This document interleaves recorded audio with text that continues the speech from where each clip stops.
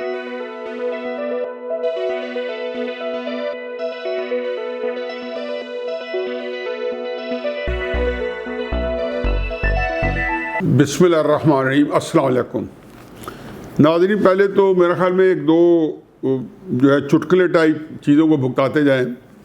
शहबाज शरीफ साहब की FIA में चंद दिन पहले पेशी थी और आज वह ज़मानत के लिए सेशन कोर्ट में आए तो उन्होंने अदालत में बताया कि किस तरीके से जो है FIA के लोगों ने उनकी तस्दीक की, उनका तमस्खुर उड़ाया।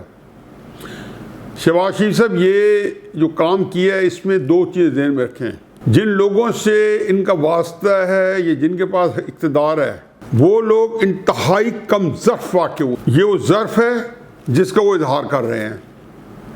चुनाचे कोई बुरा ना मनाए, आपको इससे कोई फ़र्क नहीं पड़ा, इनका ज़र्फ़ अया हो गया है। मत भूलें कि ये हुकूमत नहीं, ये एक बांदर के हाथ में उसरा आया हुआ है। कसूर उसका है जिसने उस बंदर को ये उसरा उसके हाथ में पकड़ाया है। चुनाचे अगर इस मुल्क का कोई नुकसान हो जाए, कोई मुल्क की इक़्तिदार का नुकसान हो जाए, तो इसमें कोई कबात नहीं और कोई मज़ायका नहीं और ना इसके अंदर कोई अचंभे की बात है। ये कुछ भी हो सकता है। एक वो KP के अंदर बुज़दार के बारे में तो फरमा गए थे ना कि ये वसीम अकरम प्लस है। पता नहीं क्या कहना चाहते वज़ीर आज़म साहब कि बुज़दार वसीम अकरम प्लस है। वो आज तक एक मज़ाहिया प्रोग्राम बना हुआ है ये सारी बात।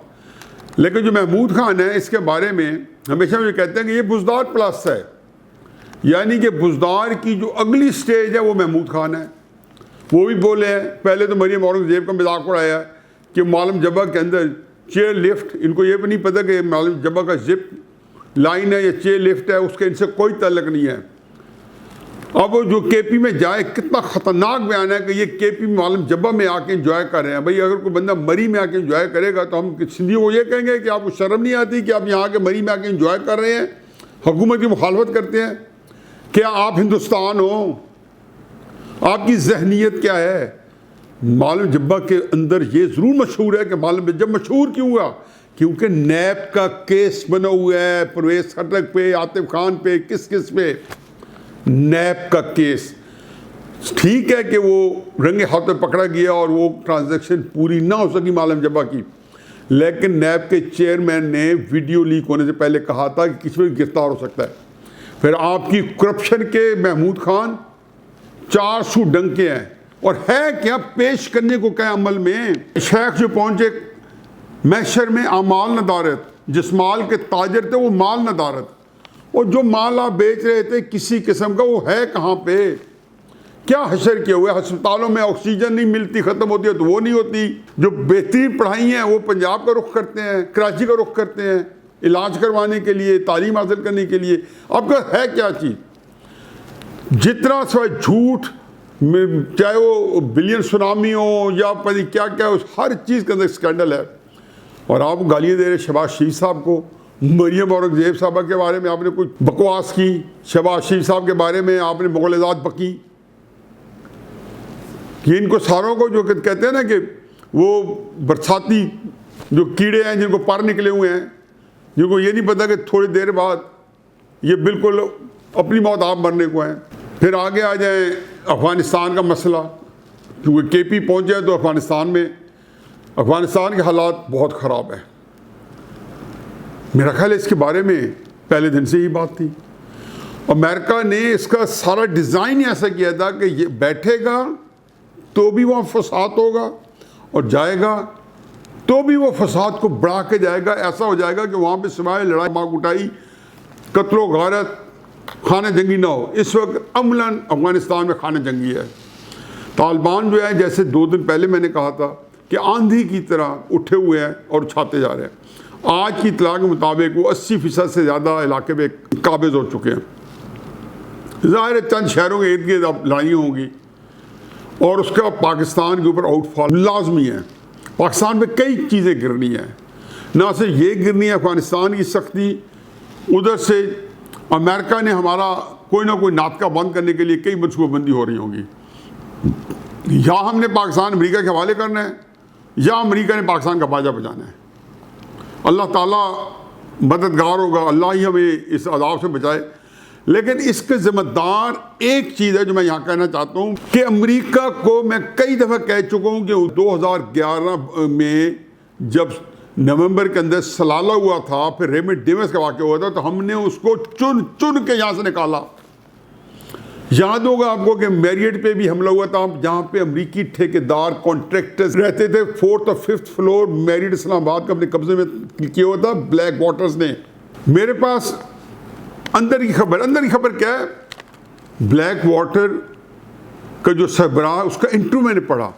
वो कहते हैं मैंने उसी वक्त मैरियट के अंदर पहुंचना था, काबुल से मैंने जहाज़ उड़ा, जहाज़ जैसे हवा में गया मेरी बीवी का फ़ोन आ गया कि मेरा बच्चा स्विमिंग पूल में अमेरिका में गिर के ज़ख्मी हो गया है।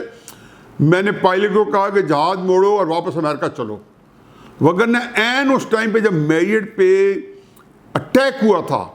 फिर हुआ क्या, अटैक तो मैरियट की जो बिल्डिंग है उससे तकरीबन कुछ 300 फुट 400 फुट जब गज बाहर हुआ, सड़क के ऊपर हुआ, गेट के ऊपर हुआ, चौथे और पांचवें आग लग गई। क्यों आग लग गई? कि उनके कागजात पड़े थे।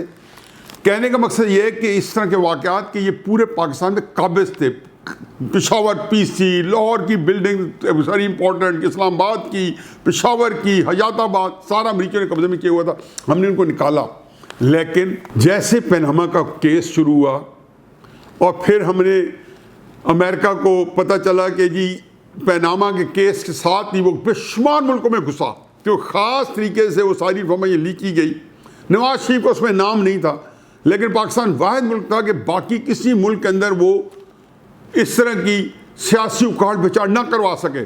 पाकिस्तान के अंदर चूँकि हमारे इंतहाई लालची लोग बैठे होते हैं, हरीस फिल बैठे होते हैं, ताले अजमा बैठे होते हैं, जो ताक में होते हैं किस तरीके से सियासी हुकूमत को डिस्टेबलाइज करना है। उन्होंने कहा हमारा काम बन गया है। उनका जब काम बन रहा था, पाकिस्तान का बक्कू ठप्पा जा रहा था। और पाकिस्तान का बक्कू कैसे ठप्पा जा रहा था कि नवाज शरीफ की हुकूमत की उखाड़ पुछाड़ में सियासी अदम इस्तेकाम आया। अबू धाबी हो या सऊदी अरेबिया हो, जितनी उन्हें ताउन की पाकिस्तान ने कहने पर नहीं की। CIA के साथ मिल के इन्होंने GIT के जो 10 वॉल्यूम थे वो तैयार हुए और यूँ पाकिस्तान के निज़ाम को धर्म भरम किया। और CPEC जो एक अपनी लाइन ले चुका था, जो कि एक मजबूती के साथ आज 2020 में वहाँ चाइना ने बैठा होना था, और उसके बाद वहाँ से चाइना के ऑपरेशन शुरू होने थे। चाइना बहुत मजबूती से गवादर से पास होना था। हमने अमेरिका को घुसेड़ के अब IMF और FATF के ज़रिए और बाकी सियासी अदम इस्तेकाम के ज़रिए हम फिर बेदस्तपा अमेरिका के रहम करम पे। इन हालात में अफगानिस्तान के अंदर जो कुछ होगा और जो अमेरिका हमारे ऊपर अताब गिराएगा, ज़मीन जरखेज़ है। किसने अब जारी की है? हमारे ताले आजमाओं ने। और किसने यहाँ पे एक बांदरों की हुकूमत कायम की है? हमारे ताले आजमाओं ने। इसमें क्या मसले थी, क्या हासिल करना चाहते थे, वो ना इस बात को डिस्कस करेंगे, ना डिस्कस करने की इजाज़त देंगे, ना इसको आगे चलने देंगे। अब इन हालात में जबकि अमेरिका जो है वो भी हमारे खून का प्यासा खानादंगी चाहता है। अफगानिस्तान में बाय डिफ़ॉल्ट तालिबान जो कुछ करेंगे, कुछ लोग महाजिरीन बन के आएंगे, कुछ टेररिस्ट आएंगे। इंडिया वैसे दोनों तरफ से मददगार होगा। और पाकिस्तान के अंदर जो है इन्होंने क्या आत्मचानी है, अल्लाह करे कि ये लोग संभाल पाएँ। हालात बड़े मखदूश हैं। अगले 2-3-4 महीने पाकिस्तान के ऊपर बहुत सख्त गुजरे, बल्कि पूरी दुनिया में गुजरने, क्योंकि बड़ी अजीब व गरीब सूरत हाल से हम दो है। और आखिर में आज़ाद कश्मीर का इलेक्शन। आज मरियम बीबी, अभी मैं जब व्लॉग शुरू कर रहा था तो शारदा में उनका जलसा था। वही जोशो खरों जो कल देखा था, वही जोशो खरों जो परसों देखा था, और उसी तरीके से गरज रही थी। लेकिन आज के जलसे की बड़ी अहम बात, और वह अहम बात ये थी कि मरियम बीबी ने वाशगाफ अल्फाज में कहा कि इस इलेक्शन का मतलब ये है कि हाँ, और उस पर जो नारे हैं और जो लोगों के साथ आवाज़ में आवाज़ मिलाई जा रही थी कि आज़ाद कश्मीर को सूबा नहीं बनने देना। वैसे तो इनके अज़ाइम थे गिलगित बल्तिस्तान के, आपको पता है ना कि एक ऑल पार्टीज पार्लिमानी लीडरों के साथ कॉन्फ्रेंस की थी हमारी एस्टेब्लिशमेंट ने और मिलिट्री लीडरशिप ने। हिम्मत पड़ी क्योंकि, और उसके बाद ही अब ये शुरू हो गए थे गिलगित बल्तिस्तान को पाकिस्तान का हिस्सा बनाने में और सूबा बनाने में। और उसका कैंपेन चलाई और वहाँ पे ये माल बेचा और लोगों को कहा जी कि आपका सूबा बना देंगे। पहले उसको एक बड़ा खुशनुमा बनाया गया। इस तरह के वाक़यात जो थे वो कश्मीर कॉज को नुकसान पहुँचाना था। चुनाचे वो तो खैर अभी तक सूबा नहीं बना सके। आज़ाद कश्मीर में यही इरादे थे और इंडिया ने जब कश्मीर को हिस्सा बनाया था अपना, तो ये उसको तरह मिसर के तौर पे इन्होंने इधर से साजिश शुरू की हुई थी। तो कौम को ये बता दो कि ये मुशर्रफ का फार्मूला जो हो, या आप जो नया एक निज़ाम और जो माल बेच रहे हो कश्मीर के ऊपर सूबा बनाने के लिए, इसके लिए आपका मैंडेट क्या है? ये जो आप पाकिस्तानी कौम को वो अफादियत बताते हो जो अमेरिका के भारत के मफाद की है और पाकिस्तानी कौम को उसकी अफादियत समझाते हो। मुशर्रफ साहब भी ये समझाते एक थर्ड ऑप्शन के तौर पे सामने लाए थे, यूएन की करारदादें भूल गए थे। इसकी अफादियत क्या है? आज का जो नारा है आज़ाद कश्मीर को सूबा नहीं बनने देना, ये मुंह पे तमाचा है और इंशाअल्लाह इसी नारे के ऊपर मुस्लिम लीग नून ने इलेक्शन स्वीप करना है। और मेरा भी आज का नारा ये है कि आप कुछ कर लें, आज़ाद कश्मीर पाकिस्तान का सूबा नहीं बनेगा, बल्कि आज़ाद कश्मीर और मकबूजा कश्मीर मिलकर बनेंगे पाकिस्तान। ये है हमारा गोल और इसको ही हासिल करना कश्मीरों ने भी और हम पाकिस्तान। वमा अलैना इल्ला अल बलाग।